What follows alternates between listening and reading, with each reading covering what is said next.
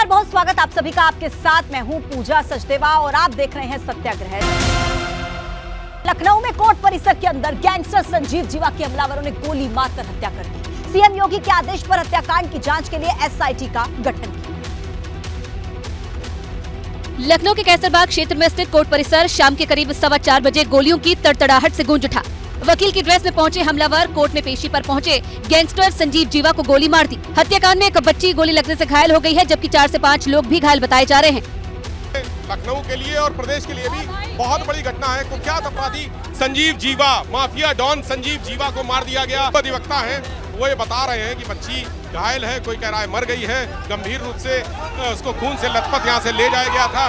तो ये कोर्ट परिसर का आप नजारा देख रहे हैं। वकीलों में आक्रोश है, गुस्सा है, यहाँ पर जबरदस्त गुस्सा है वकीलों में कि इतनी बड़ी वारदात हो जाती है, सुरक्षा व्यवस्था का इंतजाम नहीं है।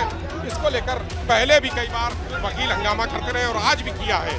संजीव जीवा पश्चिमी यूपी का कुख्यात गैंगस्टर था, जिस पर कुल 24 केस दर्ज थे। ब्रह्मदत्त द्विवेदी की हत्या के मामले में संजीव जीवा का उम्र कैद की सजा हुई थी।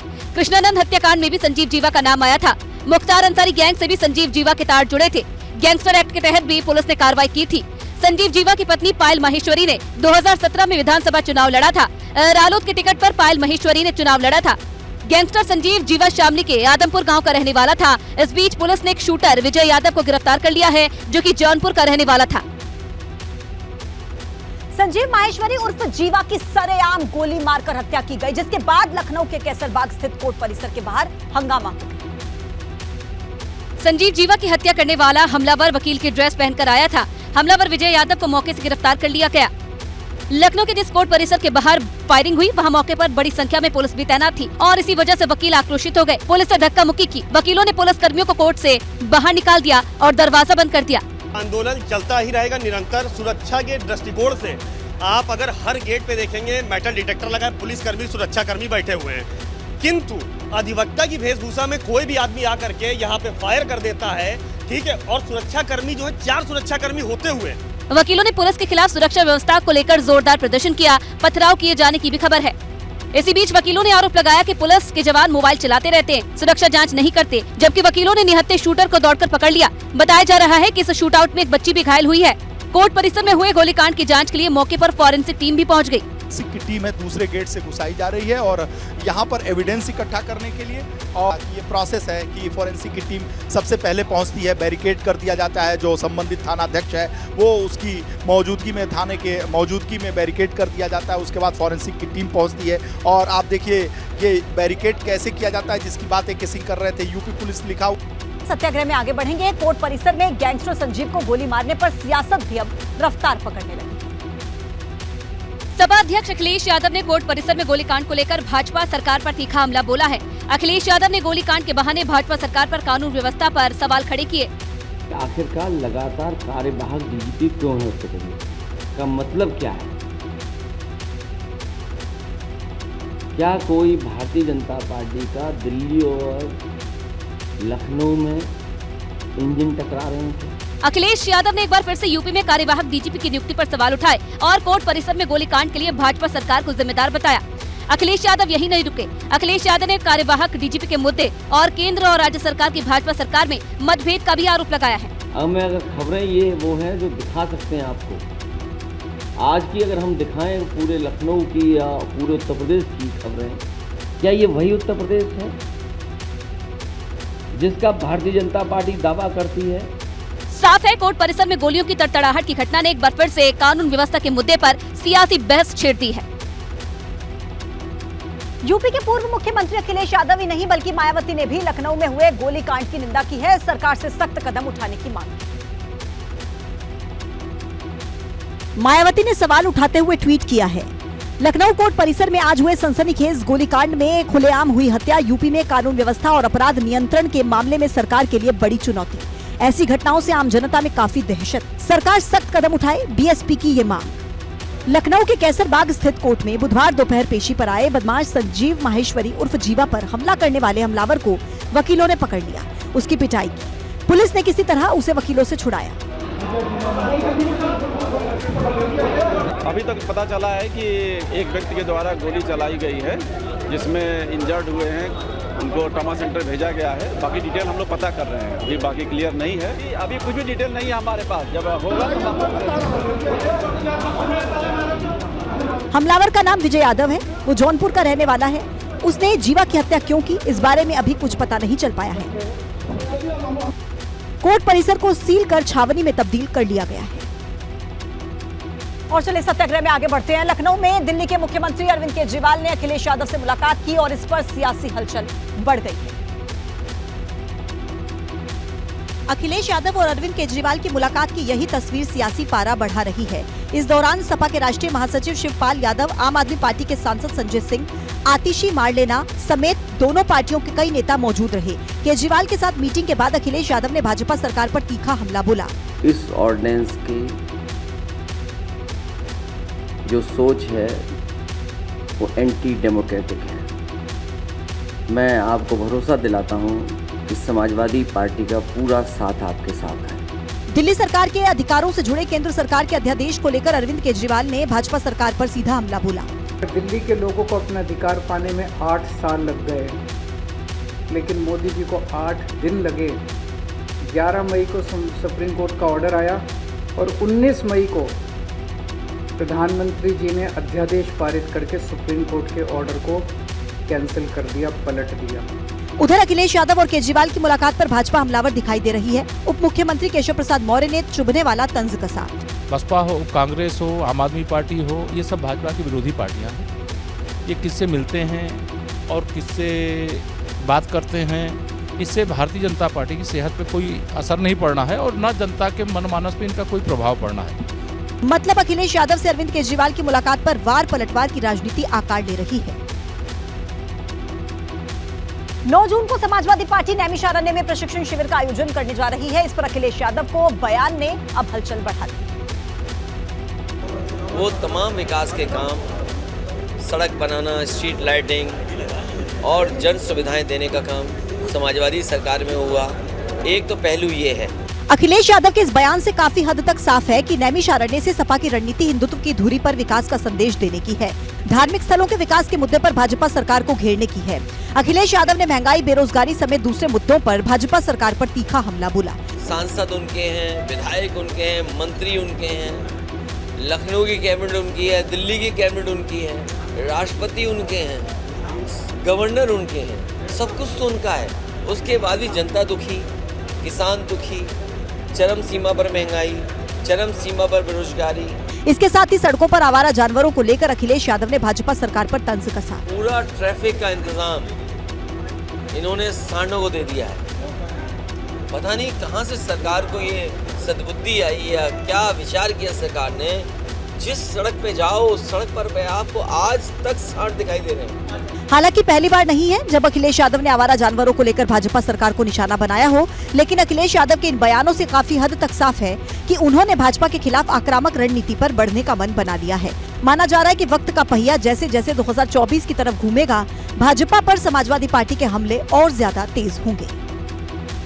2024 चुनाव से पहले समाजवादी पार्टी को बड़ा झटका लग सकता है। पूर्वांचल में भाजपा की रणनीति सपा की टेंशन बढ़ाने वाली। दरअसल चर्चा है कि पूर्व मंत्री दारा सिंह चौहान एक बार फिर से भाजपा में वापसी कर सकते हैं। बताया जा रहा है कि भाजपा दारा सिंह चौहान को सांसद का टिकट दे सकती है। घोसी लोकसभा सीट से भाजपा दारा सिंह चौहान को चुनाव लड़ा सकती है। खबर है कि दारा सिंह चौहान की भाजपा नेतृत्व से मुलाकात हो चुकी है।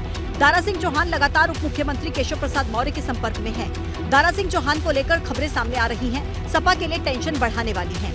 दारा सिंह चौहान ने 2022 विधानसभा चुनाव में भाजपा का साथ छोड़कर सपा का दामन थामा था। मौजूदा वक्त में घोसी विधानसभा सीट से विधायक हैं।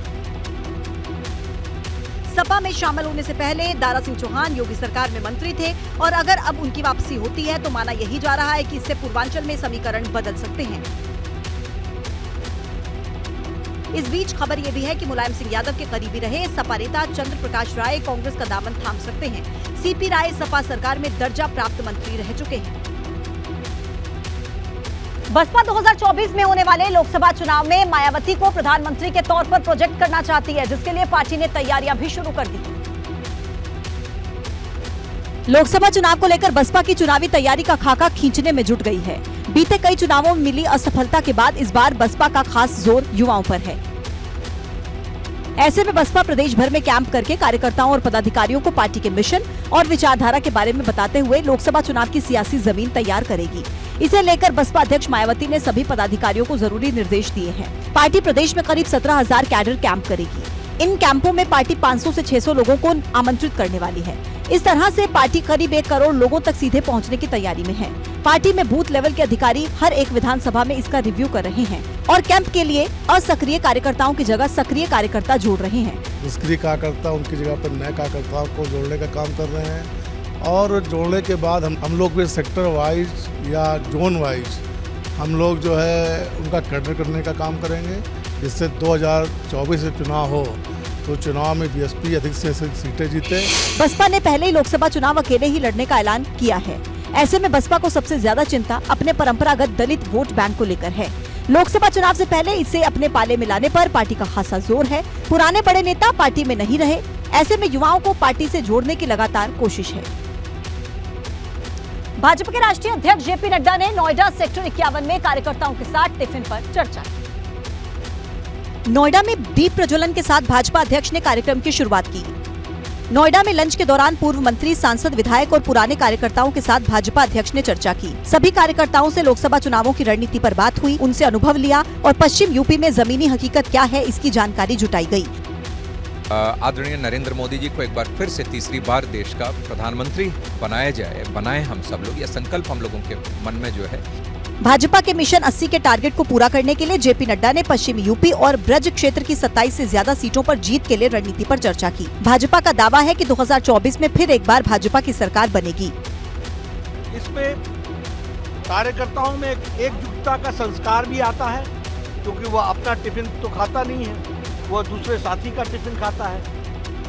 टिफिन पर चर्चा कार्यक्रम के जरिए जेपी नड्डा ने कार्यकर्ताओं को 2019 में हारी हुई बिजनौर, संभल, अमरोहा, मुरादाबाद और नगीना सीट पर कमल खिलाने का मंत्र दिया। हालांकि भाजपा के सामने अभी से टिकट को लेकर बड़ी चुनौती खड़ी हो गई।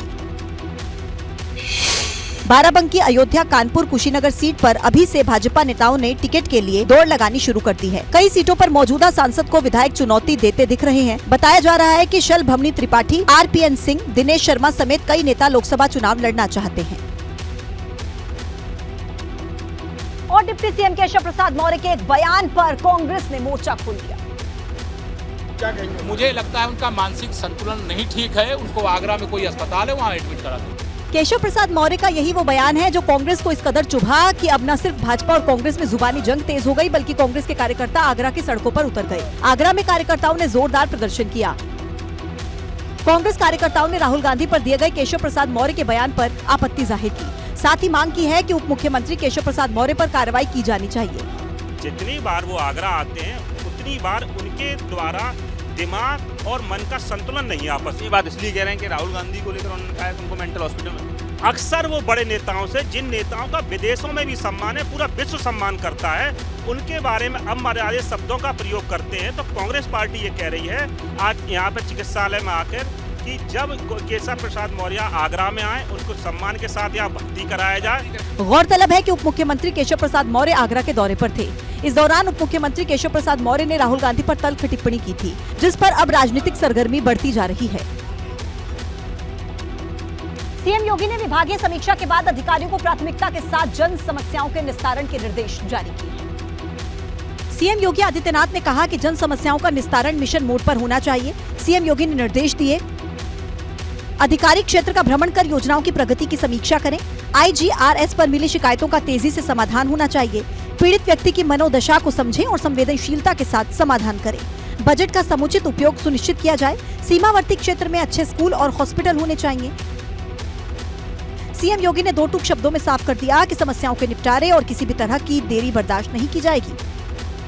समय समय पर माननीय मुख्यमंत्री की समीक्षा बैठकें करते रहते हैं। अधिकारियों को हमेशा ये निर्देश दिया जाता है कि वो जनता की समस्याओं को सुने, यहाँ तक कि जल्द से जल्द उनका निस्तारण करें और फीडबैक भी दें।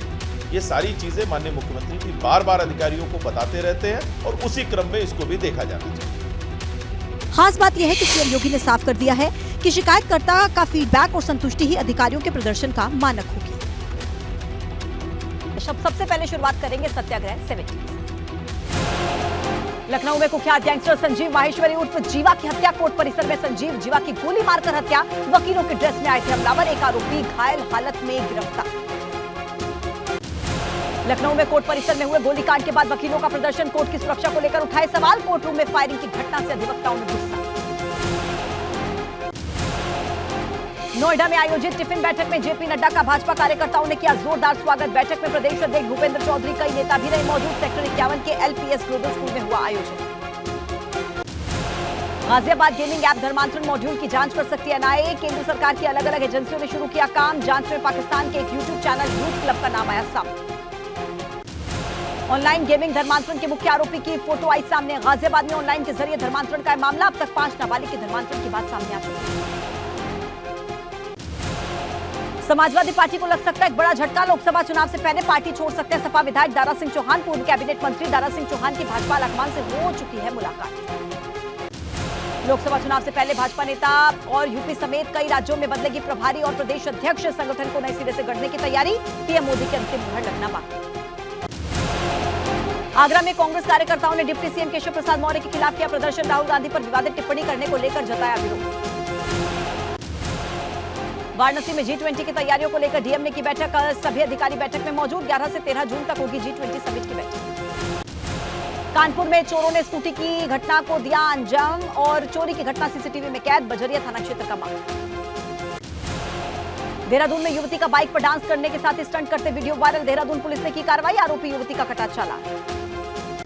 बिजनौर में अवैध कॉलोनी पर चला प्रशासन का बुलडोजर। भूमाफिया अवैध कॉलोनी में प्लॉट काट कर रहे थे, बेच रहे थे। थाना चांदपुर के अवैध कॉलोनी का मामला। उन्नाव में युवक ने दोस्तों के साथ तलवार से केक काटकर मनाया जश्न। रईस जादू का तलवार से केक काटते वीडियो वायरल। लखीमपुर खीरी में तेंदुए का वीडियो वायरल। 2 शावकों के साथ मादा तेंदुआ खेत में दिखा। भूपनगर गांव के पास तेंदुआ दिखने से ग्रामीणों में खौफ का माहौल। देहरादून में भाजपा प्रदेश अध्यक्ष महेंद्र भट्ट के आवास के बाहर उल्लू का रेस्क्यू। वन विभाग को रेस्क्यू टीम ने किया रेस्क्यू। मुरादाबाद में बस और ट्रक की जोरदार टक्कर। ट्रक चालक और परिचालक घायल। कुंदरकी थाना इलाके के आगरा स्टेट हाईवे का मामला। गाजियाबाद में प्लास्टिक के गोदाम में आग लगने से अफरा तफरी का माहौल। चारों तरफ छाया धुएं का गुबार। ग्रेटर नोएडा में शॉर्ट सर्किट से मकान में लगी आग। घर के सदस्यों ने भागकर बचाई अपनी जान। धुएं का गुबार देखकर आसपास के लोगों में अफरा तफरी। अंबेडकर नगर में सरयू नदी में नाव डूबने से 3 युवक लापता। स्थानीय लोगों की मदद से बाकी सभी को निकाला गया बाहर। फिरोजाबाद में करंट लगने से 2 किसानों की मौत। खेत पर काम करते वक्त 3 किसानों को लगा करंट। एक किसान गंभीर रूप से झुलसा। सुल्तानपुर में ट्रक से टकराई श्रद्धालुओं को नेपाल लेकर जा रही टूरिस्ट बस। मौके पर एक महिला की मौत, 3 की हालत नाजुक। वाराणसी में पहाड़िया तालाब में 2 युवकों की डूबने से मौत। एक का शव बरामद। दूसरे युवक के शव की तलाश में जुटे पुलिस और गोताखोर। बिजनौर में गंगा में नहाने गए 3 युवक डूबे। गोताखोरों ने 2 युवकों को बाहर निकाला। तीसरे की तलाश जारी। हरदोई में ट्रक ने बारातियों से भरी कार को मारी टक्कर। ट्रक की टक्कर से 7 बाराती घायल। घायलों में 5 की हालत नाजुक। जिला अस्पताल है। चंदौली के चकिया में ट्रैक्टर ट्रॉली के नीचे दबने से 2 लोगों की मौत। ट्रैक्टर ट्रॉली के पलटने से हुआ हादसा।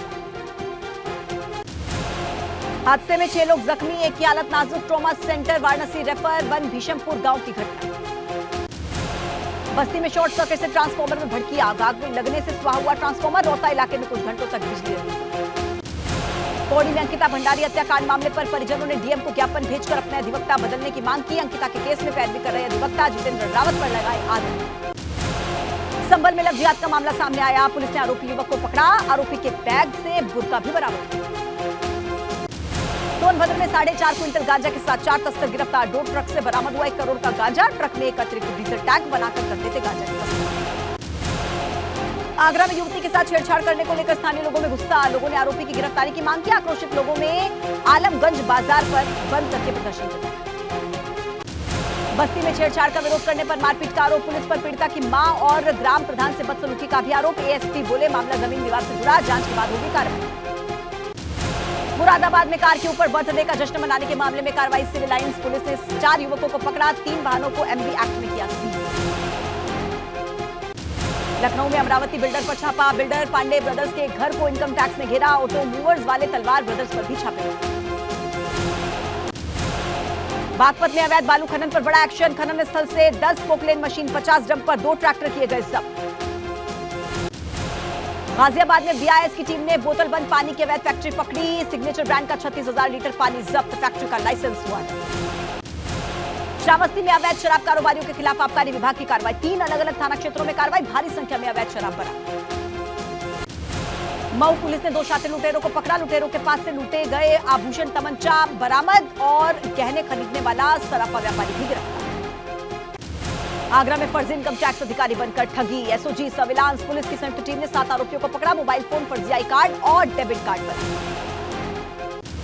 श्रावस्ती में बैंक से चोरी करने वाली महिला को पुलिस ने किया गिरफ्तार। बीती 2 जून को इंडियन बैंक से महिला 1,40,000 लेकर हुई थी फरार। सीसीटीवी में घटना हुई है। बस्ती में मासूम से गैंगरेप के मामले में गिरफ्तारी पर अड़े परिजन। गिरफ्तारी न होने तक शव का नहीं करेंगे दाह संस्कार। मथुरा में जिला अस्पताल के डॉक्टर पर नाबालिग ने लगाया छेड़छाड़ करने का आरोप। शिकायत करने पर डॉक्टर और नाबालिग के परिजनों से हुई मारपीट। रायबरेली में सरकारी स्कूल के कैंपस में युवती की संदिग्ध मौत। पेड़ पर लटकी मिला युवती का शव। हत्या की आशंका। शव को कब्जे में लेकर पुलिस जांच में जुटी। मेरठ में बेखौफ बदमाश घर के सामने एक महिला की गोलियों से भूनकर हत्या। महिला का ससुराल वालों से चल रहा था काफी लंबे समय से। फतेहपुर में 25,000 के इनामी बदमाश को पुलिस ने पकड़ा। आरोपी से अवैध असला सहित जिंदा कारतूस बरामद। कुशीनगर में पुलिस के साथ मुठभेड़ में 2 अपराधी घायल। लूट और टप्पेबाजी की वारदातों में शामिल रहे थे दोनों बदमाश। रायबरेली पुलिस का ऑपरेशन क्लीन जारी। पुलिस और गौ तस्करों के बीच मुठभेड़। गोली लगने से 3 गौ तस्कर घायल। वाराणसी नगर निगम में खराब पड़ी गाड़ियों को लेकर भ्रष्टाचार का मामला है सामने। निगम के कबाड़खाने में रखी गाड़ियों के इंजन सहित सभी पार्ट गायब। अखिलेश और केजरीवाल की मुलाकात को लेकर डिप्टी सीएम केशव प्रसाद मौर्य का तंज। कहा, इससे भाजपा की सेहत पर कोई असर नहीं पड़ेगा, ना ही जनता पर कोई असर। उत्तराखंड के पूर्व मुख्यमंत्री त्रिवेंद्र सिंह रावत का दावा। कहा कि 2024 में प्रचंड बहुमत के साथ जीतेगी भाजपा। राहुल गांधी पर बोला हमला। कहा कि विदेश में भारत का नाम कर रहे हैं। वाराणसी में निषाद पार्टी के कार्यकर्ता पहुंचे जिला मुख्यालय। आरक्षण की मांग को लेकर कार्यकर्ताओं ने की नारेबाजी। डीएम ने गृह मंत्री को सौंपा ज्ञापन। आरक्षण को जल्द लागू करने की मांग। देहरादून में लव जिहाद के बढ़ते मामलों पर सीएम धामी का बयान। पुलिस विभाग को लव जिहाद के मामलों में सख्त कार्रवाई करने के दिया आदेश। किच्छा में अतिक्रमण हटाने के विरोध में कांग्रेस का प्रदर्शन। किच्छा तहसील में कांग्रेस कार्यकर्ताओं ने की नारेबाजी। प्रदेश अध्यक्ष करण महारा, विधायक सुमित हृदेश सहित तमाम कांग्रेस के कार्यकर्ता रहे मौजूद। प्रणव सिंह और उमेश कुमार की जुबानी जंग तेज। भाजपा प्रदेश अध्यक्ष महेंद्र भट्ट ने दोनों को दी नसीहत। कहा कि राजनीतिक मर्यादाओं को ध्यान में रखें। दोनों नेता एक दूसरे पर व्यक्तिगत टिप्पणी करना ठीक नहीं। मसूरी में माल रोड के पुनर्निर्माण और सौंदर्यीकरण में लापरवाही। पूर्व मुख्यमंत्री हरीश रावत ने उठाए सवाल। कांग्रेस कार्यकर्ताओं के साथ दिया धरना। सरकार के खिलाफ भी की नारेबाजी। कर्णप्रयाग में नाबालिग को बहला फुसलाकर भगाने का मामला। हिंदू संगठनों के साथ परिजनों ने किया हंगामा। थाने का घेराव किया। सड़क किया जाम। आरोपियों की गिरफ्तारी की मांग। पौड़ी में गुलदार ने 2 अलग अलग क्षेत्रों में युवक और 10 साल की बच्ची पर किया हमला। गुलदार के हमले में दोनों घायल। जिला अस्पताल में कराया गया भर्ती। हल्द्वानी में मानसून के मद्देनजर जल जमाव का खतरा। नैनीताल रोड पर कई सालों से बंद पड़े नाले को खोलने का काम शुरू। ड्रेनेज सिस्टम ठीक की कवायद जारी। अल्मोड़ा जिला अस्पताल का हाल बेहाल। अस्पताल में नहीं है स्थायी हड्डी रोग के विशेषज्ञ डॉक्टर। अभी तक एक भी विशेषज्ञ डॉक्टर की स्थायी नियुक्ति नहीं हो पाई। बड़कोट में यमुनोत्री पैदल मार्ग का हाल बेहाल। यमुनोत्री धाम को जोड़ने वाला वैकल्पिक पैदल मार्ग कीचड़ और गड्ढों में हुआ तब्दील। हादसों को रुद्रप्रयाग में पुनर्निर्माण कार्यों ने पकड़ी रफ्तार। केदारनाथ धाम में जारी है द्वितीय चरण के पुनर्निर्माण कार्य। चिनुक में पहुंचाया जा रहा है पुनर्निर्माण का भारी सामान। फिलहाल 17 पुनर्निर्माण कार्य पर तेजी से हो रहा है काम। 4 धाम की यात्रा में उमड़ा भक्तों का सैलाब। गंगोत्री यमुनोत्री धाम में 8 लाख से ज्यादा यात्रियों ने किए दर्शन। दोनों धाम में अब तक 38 यात्रियों ने तोड़ा दर। पर्यटकों से गुलजार रानीखेत रानी झील में नौकायन का पर्यटक ले रहे आनंद। छावनी परिषद की तरफ से रानी झील को खूबसूरत ढंग से सजाया। कानपुर में अवैध कब्जे पर नगर निगम का चला बुलडोजर। रोड पर अतिक्रमण लगने से आम जनता को होती थी परेशानी। शिकायत के चलते अतिक्रमण पर चला बुलडोजर। बुलंदशहर में अवैध कॉलोनियों पर चला प्रशासन का बुलडोजर। बिना नक्शा पास के बसाई जा रही थी अवैध कॉलोनी। अंतर्राष्ट्रीय खाद्य दिवस पर कांग्रेस ने मिड डे मील में दिए जा रहे चावलों को लेकर खड़े किए सवाल। कहा कि सरकार बच्चों की सेहत के साथ कर रही खिलवाड़। कांग्रेस ने चावल की जांच करने की मांग। आगरा में विकास प्राधिकरण ने कब्जा की हुई जमीन को कराया मुक्त। अधिकारियों ने जेसीबी से अतिक्रमण को जमींदोज करके मुक्त कराया।